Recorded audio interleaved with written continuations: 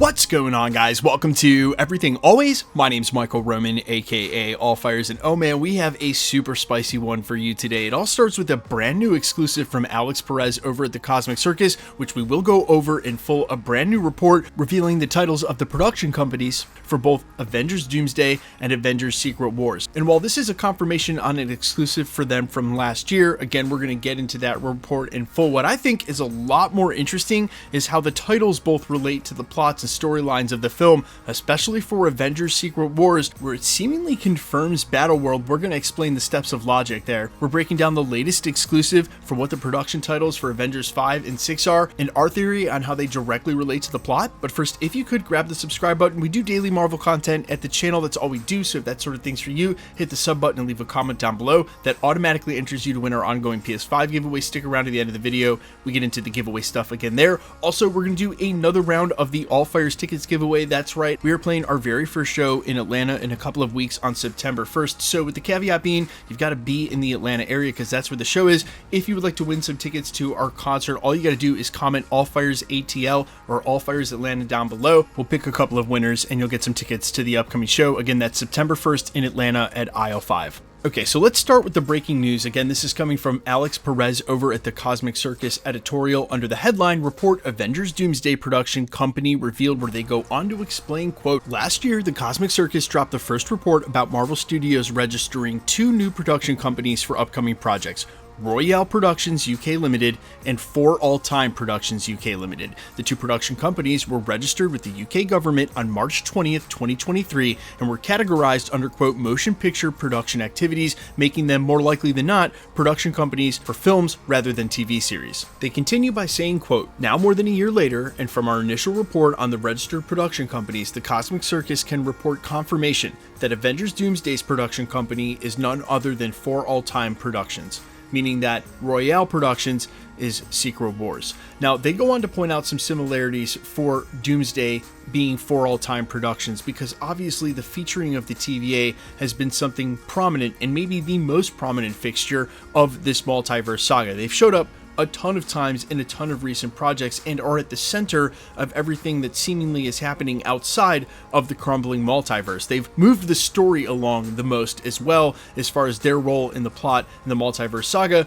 So understanding Avengers Doomsday has something to do with the TVA and its role in how we've gotten here a lot of sense. Remember, at the center of why Loki decided to sacrifice all of his friends in his life and sit at the center of the multiverse holding it all together was giving people the ability to fight and make their own choices and not have it be a scenario where it was controlled from the center and within. And I think by doing this, putting all of that power in one central place instead of the Loom and the TVA, it's now all with God of Stories Loki, he basically made himself an analog for something like perhaps the Beyonder. For a comic standpoint where it was the power of the Beyonders, you could see how Marvel may be substituting God of Stories Loki and his power and center of the multiverse for Doctor Doom to come along and seize that power and crumble the multiverse. And so that's why I think For All Time may even specifically more apply to Loki as that center of the power of the universe that, say, a Doctor Doom is going to need to seize to become God Emperor Doom, which I hate the idea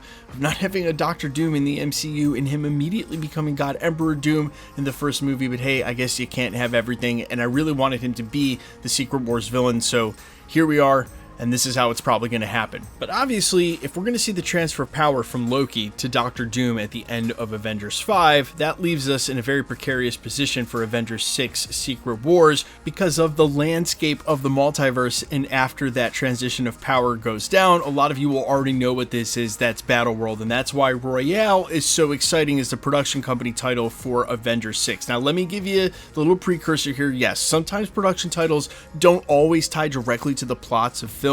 Sometimes they maybe refer to some one-off part of the dialogue, but let's face it, the most common use of the word Royale, if not the most frequent in the current zeitgeist and lexicon, is absolutely Battle Royale. And of course, if you're familiar with the Russos and the history of on-set production for Infinity War and Avengers Endgame, they were playing Fortnite in their downtime. They were addicted to the game back then. Royale is usually used as Battle Royale now, meaning Battle World is most likely what we're going to see in Royale Productions. Maybe it doesn't mean that, but there's a good chance it does, because there have been plenty of Marvel Studios productions where the production company name has tied directly to the central theme of the plot, and in this case, I think it's one of those. Now, we've talked about it a couple of times at the channel about what Battle World might actually look like in the MCU, and I think more likely than not, it will definitely involve some of the timelines in the multiverse they've already featured, perhaps the 838 from Doctor Strange in the Multiverse of Madness, or even the X-Men universe from the post-credit scene of the Marvels. Or would it also include some of the old Fox universes, like the one Deadpool and Wolverine returned to,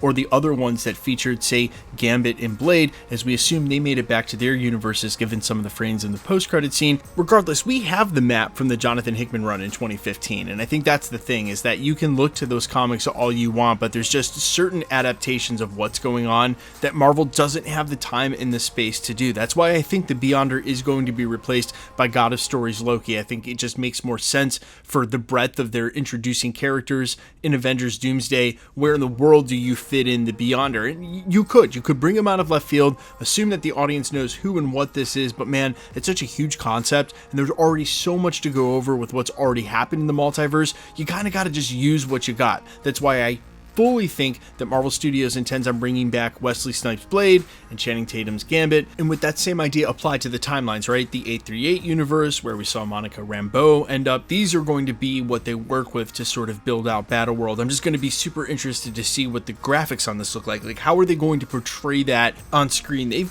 They've handled some immense scale with the Celestials, but this is just completely something else. I can't wait, because you'll have Doctor Doom sitting on a throne on top of it all, but then you'll have to show the landscape as it's constructed with all these multiple timelines and then the characters on it. It's going to be quite the task, and I think that's why you have to just work with what you've got, the timelines, the characters.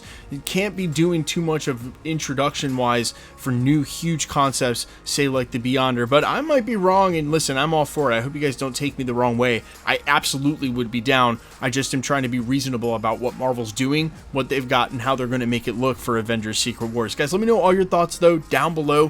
What do you want to see happen, especially for Avengers Doomsday?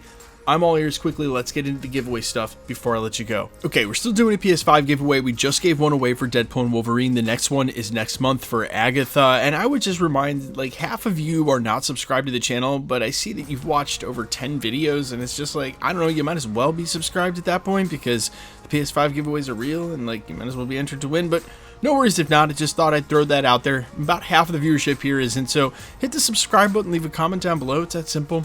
Enter to win a PS5, give away every Marvel drop. Not more complicated than that. My name's Michael Roman. You can find me in a couple of places, Instagram and Twitter at MFires. Also find me on Spotify, YouTube, Amazon, Apple Tunes, wherever you listen to original music under the name All Fires. And while I sincerely appreciate you checking my music out, thanks for checking this channel. Let's stick around. We'll be posting again real soon.